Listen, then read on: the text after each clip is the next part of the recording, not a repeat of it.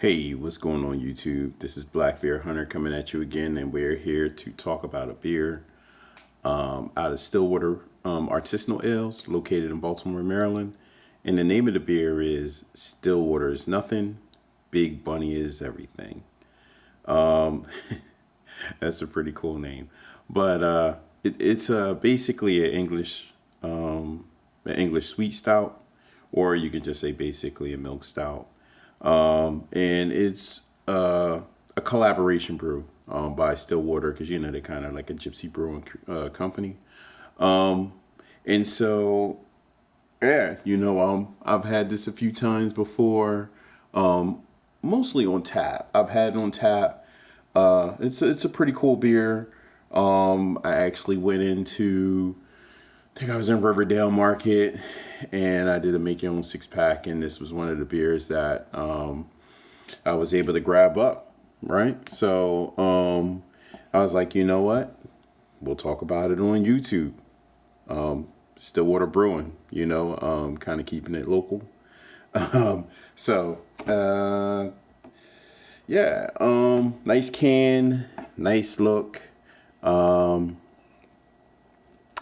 I think they did this in collaboration with, hold on, what's the name of that brewery? Oh, I forgot the name of the brewery. It's right on the tip of my tongue.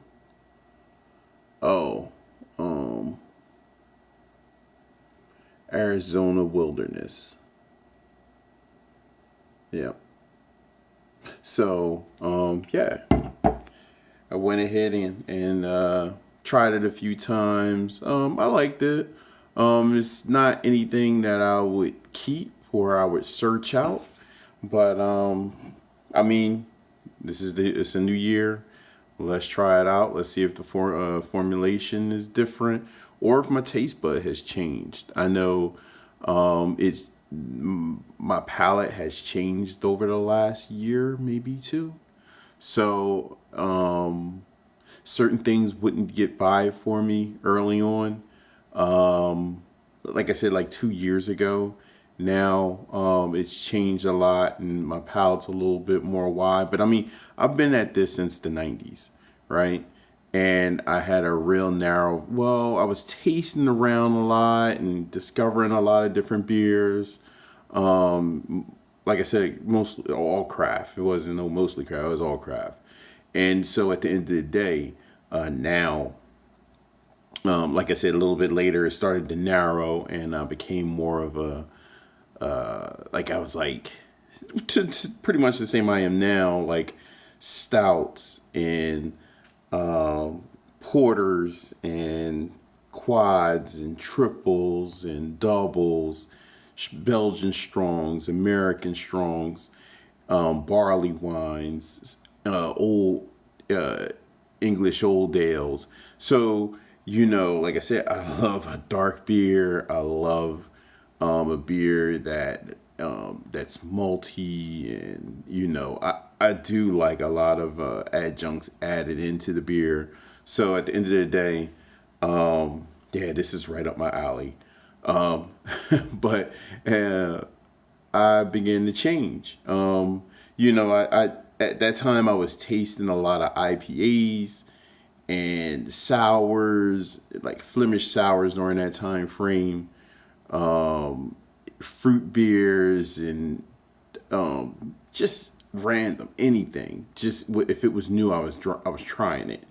And then, like I said, I became a little bit more narrow. I started to travel a little bit, going to different beer festivals, and lo and behold, Black Beer Hunter, dark beers. So, with that being said, I'm anxious. You anxious? I'm anxious. So, let's crack it. Uh, get an aroma profile, like smell it and look at it and see exactly what we got here. So, let me get this into the stemless.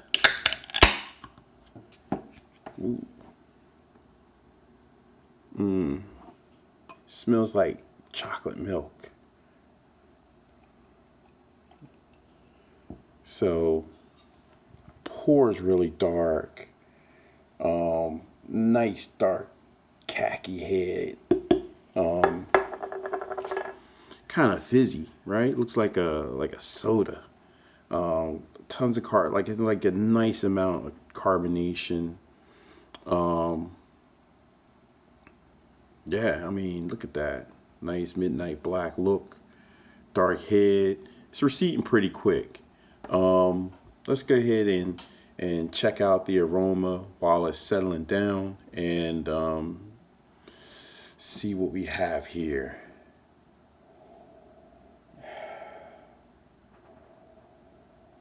Cacao nibs, like toasted malts, dark chocolates, kind of roasty.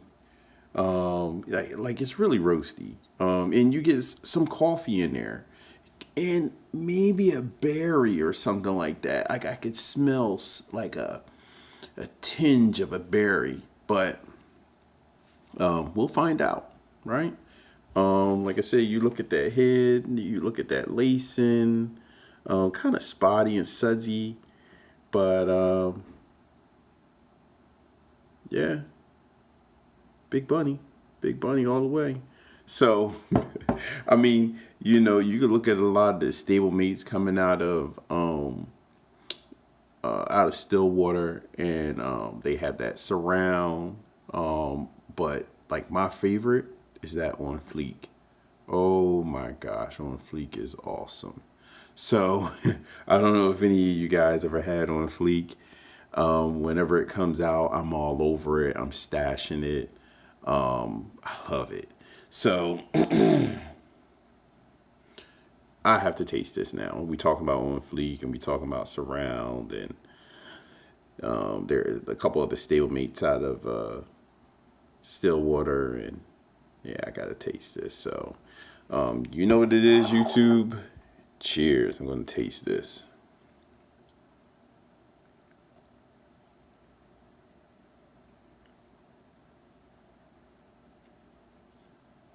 Oh wow. Okay. Changed my idea of the beer. Wow. Taste. Intense chocolate.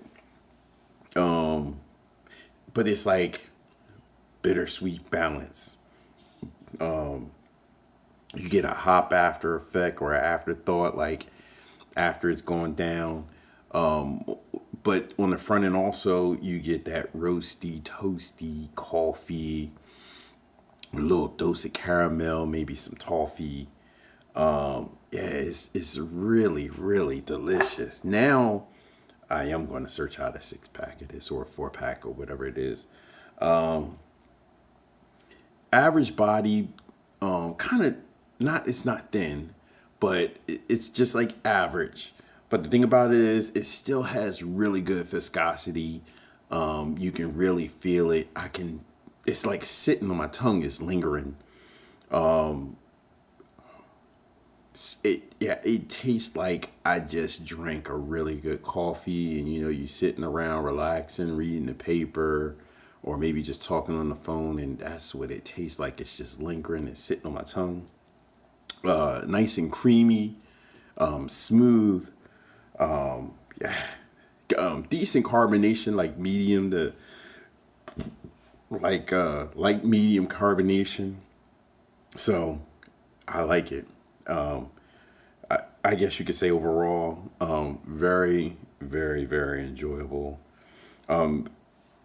It's a solid stout, very solid, strong. I love the bittersweet nature of this beer. Thumbs up to that. It's really enjoyable, right? Kind of dry at the same time, but I like that dry delivery because it just makes you want to pound it some more to keep that sensation going. But also it feels a little mature when it's dry like that. You get like a complexity, like a nice complex of flavors, and yeah, just a nice complex delivery of flavors. I like when it's dry, but it's like bold flavors, and it's definitely that chocolate is like bold. It's like dark chocolate too. I guess I didn't expect what I got today out of that taste. Matter of fact, here, cheers.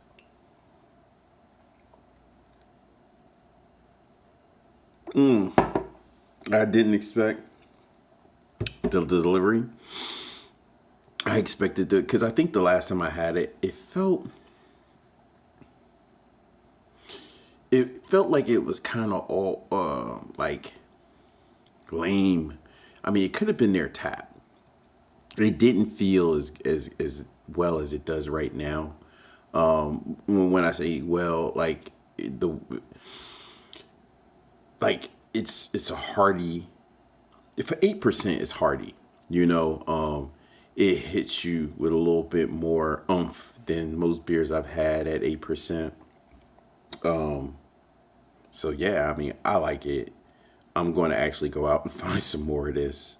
That place that I went to, I think they have 4 packs. I didn't think that they just broke it up and was selling in the singles, but yeah, I'm definitely going to get a hold of this. And this one was packaged October 19th. I mean, October 25th, 2019. Hold on. Oh, sorry about that. April 25th, 2019. Funny, I know that expiration can't be correct, saying October 25th, 2019 is the expiration.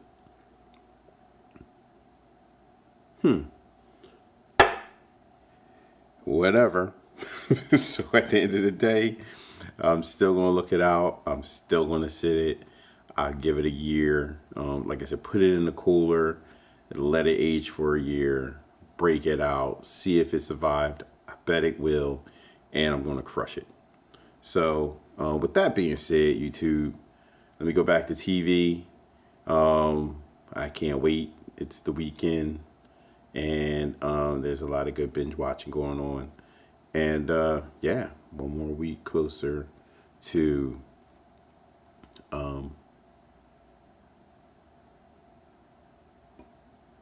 that's my favorite show right now, True Detective. Can't wait for that finale. So at the end of the day, let's go ahead and end this conversation. Talk to you later, YouTube. I'm going to pound this, and you can hit me up after you try it. You can let me know what you thought. I'll let you know what I think. You can talk beer. We can talk beer. We all can talk beer. And yeah, more beers to come. I'm not sure what's next, but it's going to be something good. Actually, I know it is. I got a Costco find, a $3 Costco find. What was the name of that beer? I can't remember. But it was $3. Imperial Stout, I think it was like 8%, 22 ounce. Yeah, we're going to crush it here on YouTube. So, peace, YouTube.